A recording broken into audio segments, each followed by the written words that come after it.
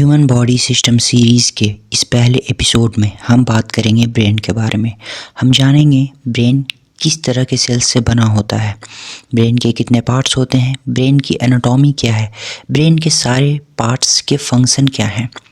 साथ ही हम ये भी जानेंगे कि क्यों कुछ लोगों का दिमाग बहुत तेज़ होता है और कुछ लोगों का दिमाग उतनी तेज़ी से काम नहीं कर पाता।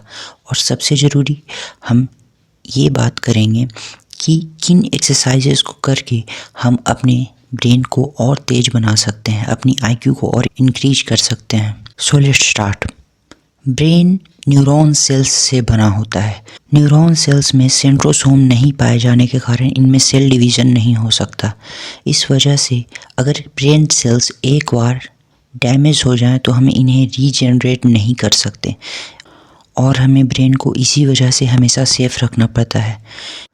ब्रेन को 3 पार्ट्स में डिवाइड किया गया है, फोर ब्रेन, मिड ब्रेन और हाइंड ब्रेन। फोर ब्रेन को फर्दर 3 पार्ट्स में डिवाइड किया जाता है, सेरिब्रम, थैलेमस और हाइपोथैलेमस।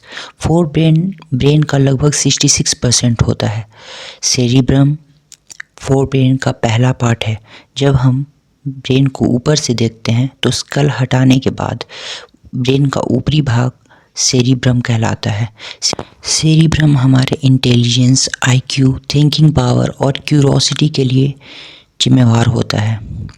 जिन लोगों का सेरिब्रम शार्प होता है उन लोगों की आईक्यू ज़्यादा होती है।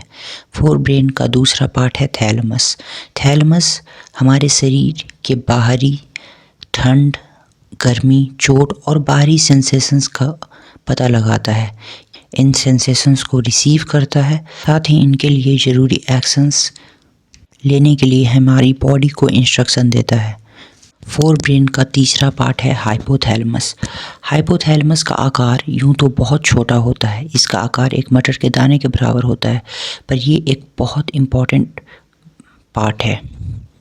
हाइपोथैलेमस एक बहुत इम्पॉर्टेंट ग्लैंड जिसे पिट्यूटरी ग्लैंड कहते हैं, जो बहुत सारे हार्मोन्स के रिलीज़ के लिए रिस्पॉन्सिबल है, को रेगुलेट करता है।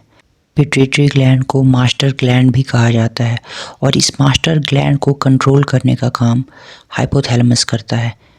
साथ ही हाइपोथैलेमस हमारे शरीर के अंदर किसी भी तरह के सेंसेशन या दर्द को रेगुलेट करता है। ब्रेन का दूसरा मेजर पार्ट है मिड ब्रेन। मिड ब्रेन को भी फर्दर 2 पार्ट्स में डिवाइड किया जाता है, कार्पोरा पेंडिकल और सेरिब्रल। कार्पोरा पेंडिकल जहां देखने और सुनने का सिग्नल लेता है और उससे रिलेटेड ज़रूरी इंस्ट्रक्शंस देता है, वहीं सेरिब्रल स्पाइनल कॉर्ड से सिग्नल लेता है। स्पाइनल कॉर्ड को ही सेकंड ब्रेन कहा जाता है। सेरिब्रल स्पाइनल कॉर्ड से सिग्नल लेने का काम करता है। ब्रेन का तीसरा पार्ट है हाइंड ब्रेन। हाइंड ब्रेन को भी फर्दर 2 पार्ट्स में डिवाइड किया जाता है, सेरिबेलम और मेडुला। सेरिबेलम दूसरा सबसे बड़ा भाग होता है ब्रेन का।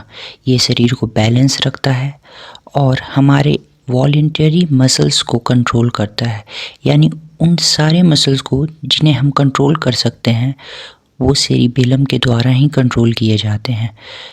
पर वैसे मसल्स जिन्हें हम कंट्रोल नहीं कर सकते वो सेरिबेलम कंट्रोल नहीं कर सकता। ज़्यादा अल्कोहल कंजम्पशन से सेरिबेलम काम करना बंद कर सकता है या इसके काम करने की क्षमता कम हो सकती है, जिसकी वजह से हमारा शरीर अनबैलेंस हो जाता है। हाइंड ब्रेन का दूसरा पार्ट है मेडुला। मेडुला हमारे इनवॉलंटरी मसल्स को कंट्रोल करता है, जैसे हार्ट का मसल। हार्ट का मसल हमारे कंट्रोल में नहीं होता, हम चाहें या ना चाहें हमारा हार्ट काम करता रहता है, उसके मसल्स काम करते रहते हैं। पर ऐसा कैसे होता है? ऐसा मेडुला की वजह से होता है। वे सारे मसल्स जिन पर हमारा कंट्रोल नहीं होता उसे मेडुला ही कंट्रोल करता है। अब हम बात करेंगे कि क्यों कुछ लोगों का दिमाग बहुत तेज़ होता है और कुछ लोगों का दिमाग उतना तेज़ नहीं होता। दिमाग तेज होना दरअसल फोर ब्रेन के पार्ट सेरिब्रम के कारण होता है। सेरिब्रम जितना मैच्योर होता है उतना ही हमारा दिमाग तेज होता है, उतनी ही ज़्यादा हमारी क्यूरोसिटी और थिंकिंग पावर अधिक होती है। तो अब सवाल ये है कि सेरिब्रम को कैसे मजबूत किया जाए। सेरिब्रम को मजबूत करने के लिए कुछ एक्सरसाइजेस किए जा सकते हैं। पजल सॉल्व करना, रीजनिंग के प्रॉब्लम सॉल्व करना, नए चैलेंजेस को फेस करना, क्यूरोसिटी को बढ़ाना यानी हर चीज़ को क्यूरियस नज़र से देखना, नई नई जगहों पर घूमना और चेस खेलने जैसी चीज़ों से हम सेरिब्रम को और मैच्योर कर सकते हैं और हमारा दिमाग तेज हो सकता है। इससे हमारी आईक्यू बढ़ जाती है, हमारे सोचने समझने की क्षमता भी बढ़ जाती है। अब हम बात करते हैं ब्रेन के ऊपरी ढांचे की, जिससे हमारा ब्रेन कवर्ड होता है। ब्रेन का ऊपरी ढांचा यानी स्कल का वो भाग जो ब्रेन को कवर करता है उसे क्रेनियम कहते हैं।